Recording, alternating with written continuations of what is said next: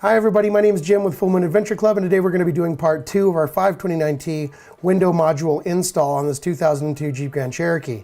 In part 1 we kind of covered what the module does and the basic setup of that and how to remove the door panel. Now we're going to be finishing the actual install of all the wiring into the door, connecting it and reinstalling the door panel so that door is completely finished. And from there we'll move on to the rear door and wrap things up in the other video. So parts that I needed to complete this install that you will also need is going to be a pair of needle nose pliers, a little razor knife, some electrical tape. I have some blue squeeze connectors, so basically just has a little metal blade there and you squeeze that down and it kind of cuts into the two wires, connecting them nice and neat. Also a drill with a Phillips head bit, but some other bits are going to be beneficial if you're doing this install on another vehicle. I did use 12 gauge wire for this install. I bought 4 rolls so I could do the left side in a different color code than the right side doors. However, you can probably get away with 2 50-foot rolls of this and probably make it everywhere you need to go. Other than that, I'll just kind of take a quick peek here. I did label some of my wires, so a label maker might come in handy, but it's not necessary. And some wire strippers, and the module pretty much is going to get you through the entire install. I have a multimeter there, but it really didn't come into play too much as I was just testing everything manually. So we're going to jump right out there and check this out right now. Okay, so for the left side of the Jeep, I'm going to be using blue and yellow for my wire color here. And we're going to take a little bit of electrical tape and just tie these two together so it makes it a little easier to fish them through the door boot here so we get into the door. We don't have to do it one wire at a time. Okay, so right back in here, you can see right across from the boot here, you can just go ahead and feed those directly into the boot until your wire pokes out the other side there. You may have to jiggle it and move your boot around a little bit, just anything you can do to finesse that through. And once you have that, we're going to go ahead and pop out the plastic clip of the door, and it has 2 little clips. You can kind of reach the inside of the door and squeeze those together, or you might just be able to pry it out with a screwdriver. And what I want to do is I want to go through that plastic boot, so I'm not going around it and that doesn't mess up the boot seal or anything like that. So I'm going to take my needle nose pliers and just kind of pull back a little gap here on the side, because there's a little bit of space in between, but there's like a little lip there that prevents me from putting the wires through. So I take my razor knife and the pliers and I just kind of cut back a little bit until I could feed my wires through. And it looks like we got that done. So those are through. They've got plenty of room. They're not going to get pinched or scraped or anything over time. That should be just fine for us.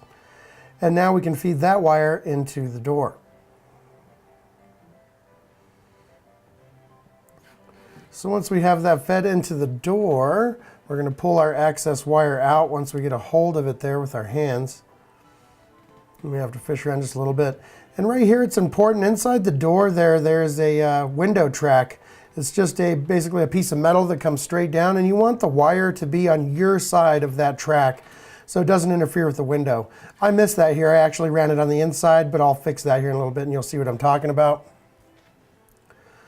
But you want to make sure that you pull out enough slack so that you can follow the other wiring and you can twist around and make sure you secure everything with twist ties or however you want to do it. And once you have that all done and you pulled through what you want, you put the boot back on the little plastic clip right here. Just kind of feed it around and it's going to sit on there on a little lip. And once you get that done, you clip it back into place and you're good to go. Now we're going to take our wiring and we're going to kind of just weave it through the other wiring. That's enough for us there. That's definitely enough slack. And I realize that the moisture barrier on the Jeep is destroyed, but that's just how it was when I got it, and it's an old Jeep. I'm not too worried about it, but you can replace that if you wish, if you have to tear it up. So we're going to wrap that around our wiring until we get to where we want to be. And now we're going to connect it all. So I already took the light blue wire right here, and I cut it in the middle. And we're going to be attaching our blue to the motor side. Now on your module, blue is hooked up to the blue wire of the module, and the yellow is hooked up to the brown wire on the module. It would have been nice if I could have color-coded the wires to match the module, but I just didn't see those options online. These are those little blue clips that I'm talking about. Basically, you just feed the wire into each side, and then you take some pliers and you squeeze that metal blade in there, and it's going to cut through the insulation connecting the two wires, and then you clip them together, and it's a nice, sturdy, solid little connection. So I really like those. They were a huge time saver. Now we're going to go ahead and do the switch side, which would be our brown wire on the module, but it's hooked up to that yellow wire, so I can run it over here. And you get those put into place. And again, you're just going to make sure they're nice and centered up in the channels where they're supposed to be. And take your pliers and squeeze that little blade down, and it's going to connect everything together for us. Just like that. And attach the clip, and we are pretty much good to go here. You're going to leave yourself enough slack, which you're going to have plenty of because the module is going right in that location and it has a ton of wire. But I didn't think it was quite enough wire, quite enough length to make it through the door and connect to the switch. It might have been, but I think it had been cutting it pretty close, so you are going to have plenty of extra. If you'd like, you can cut off the access. But here's a little trick to kind of help keep your wires managed and together. Just keeps everything a little neater for a better install when you're done. Take your drill and both the ends of those wires, and then just put them inside there, open up your blades, and then put it in, and close it like you'd be closing the wires, closing onto the wires like you would be closing onto a bit.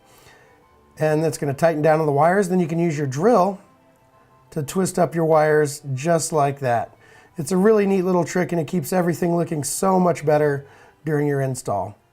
So now that those are all twisted together, you just loosen your drill, and there you go. Both of those wires are together and nice and neat. You can do that with all the wires or some of the wires, however you want to do it, but I think it's a really cool little trick for keeping everything nice and organized. Now here's what I was talking about. There's your window track right there, and you want to make sure your wire is on the opposite side, so the outer side. It needs to be closest to you. And I've got it run on the inside, and so your window is going to roll down and actually smack into that wire, and that's not good. So we don't want that. So I'm going to get a little bit of slack here, a little bit of play, and just move that to the outer side of the window track. There we go. Now that's on our side of the track, and it's going to be out of the way. So everything's ready to go. We're ready to put the door back on. And what we're going to do first of all is reattach our window switch module right there. And then we're going to reattach our power mirror wires. And they all just clip right into place, and there's only one way they can go, so pretty self-explanatory. And then we're going to go ahead and reattach the rods for the locking mechanism and the door handle. And you want to make sure you have the right ones in the right area. You'll be able to tell because one's shorter and one's longer, so they're only really going to go one way here. And basically they just fit down into the hole, and once they're in that hole, you slide the little yellow clip onto it, and it's going to clip onto the metal and hold it in place. Just like that.